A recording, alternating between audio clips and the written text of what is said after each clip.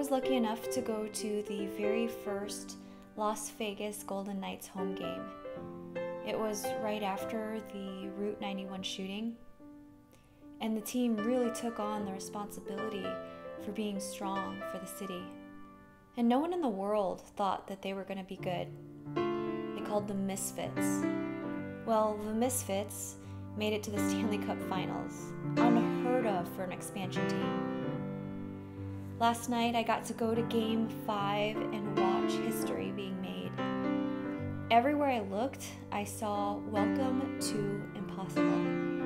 It's such a reminder that what people think is impossible really isn't, and that it happens. There are two ways to look at the world. One is that if something is deemed to be impossible, that's the be-all, end-all. That's it. Don't even try.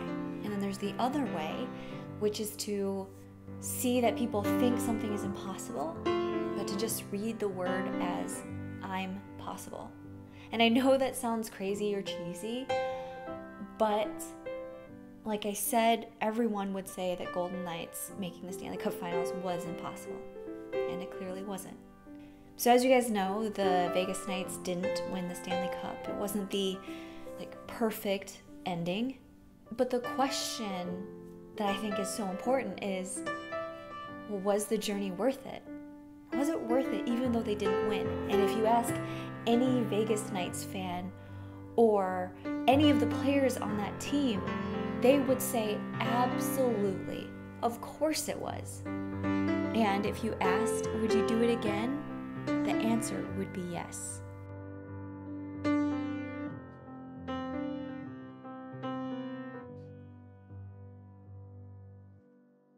Hey guys, so I wanted to update you on my impossible journey.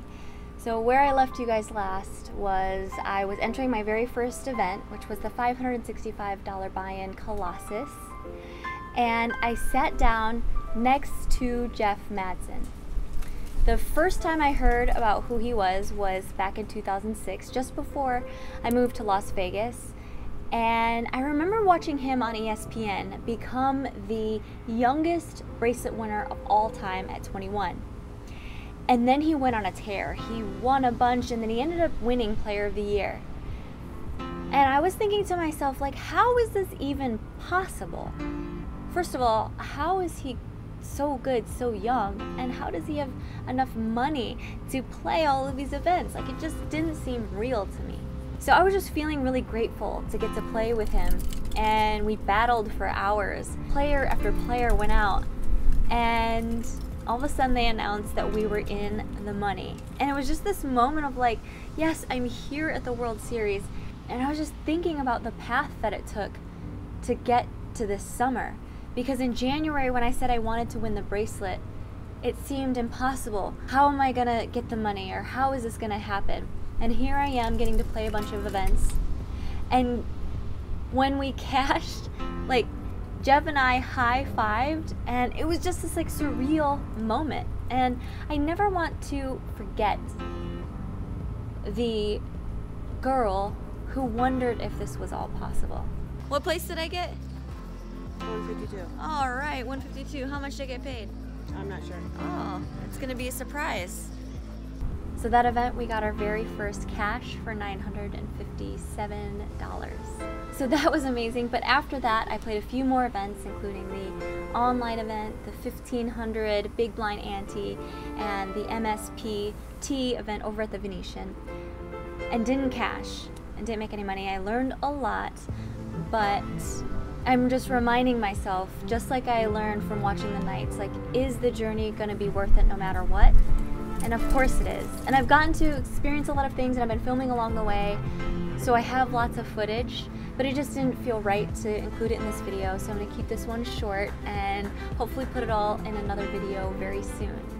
So if I could leave you with one message, it's that the impossible happens all the time. And it's who you get to become and what you get to experience along the way that makes it all worth it. And speaking of impossible, so many of you guys have reached out and talked about your dreams, which, man, this is why I created this vlog. I just am so loving connecting with you guys.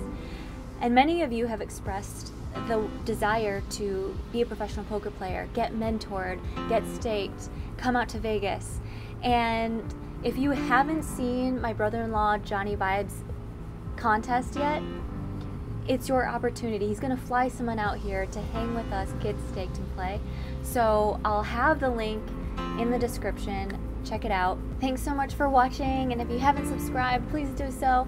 And you can also check out vlog number 1. I'll put it over here somewhere. I don't know how to do this yet. It's over here? Here? No, here. No. Okay.